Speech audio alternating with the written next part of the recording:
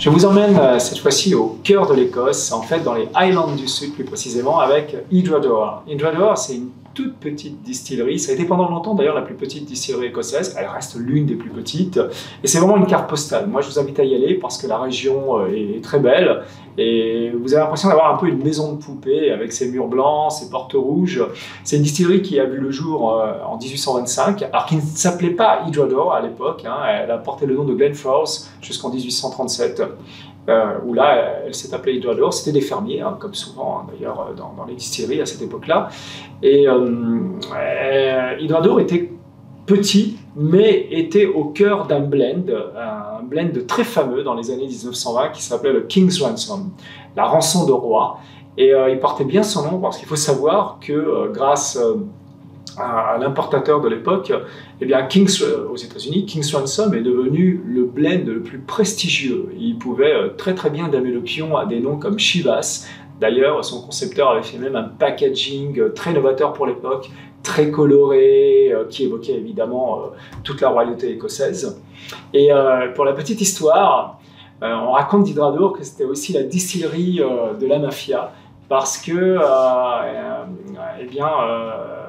un certain parrain, je crois que c'est Costello, si mes souvenirs sont bons, eh bien, adorait ce whisky, et ils ont acheté des caisses et des caisses, et en fait, ils ont investi. Et il semblerait que la distillerie ait servi quelque part de blanchiment d'argent. Enfin, je ne pense pas que ce soit aussi glauque que ça, mais souvent, voilà, on fait référence au lien entre la distillerie et la mafia de l'époque. Donc, Hydradour qui a été racheté en 2002 par Andrew Symington, qui est le propriétaire de la maison d'embouteillage indépendant Signatory Vintage. Ça faisait longtemps qu'il rêvait d'acheter une distillerie. Hein. Bon, pareil, le souci des négociants d'avoir un fonds sûr et permanent pour leurs embouteillages, pour aussi les assemblages de blend. Et en 2002, donc, Signatory rachète à Pernod Ricard la distillerie, et puis il s'attire les services d'un monsieur qui est une légende du whisky. Alors maintenant il est décédé, paix à son âme, mais qui était ni autre que Ian Anderson, qui était alors le retraité, le directeur de la distillerie Laphroaig, et donc qui avait pris sa retraite et qui a repris du service en répondant présent à la demande d'Andrew Symington. C'est pour ça d'ailleurs dès 2003, Hydradour a également fait un whisky tourbé qui s'appelle Balekin, hein, qui a été embouteillé d'ailleurs quelques années après, hein, 2006-2007.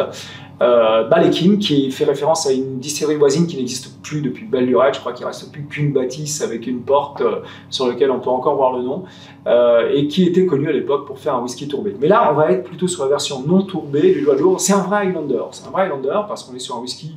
Alors on voit aussi la couleur qui est veillée en fût de sherry, qui va avoir de la matière. On va être sur le côté fruits secs, on va être sur des notes épicées. C'est des whiskies qui vraiment vont s'apprécier sans mal à la fin d'une soirée.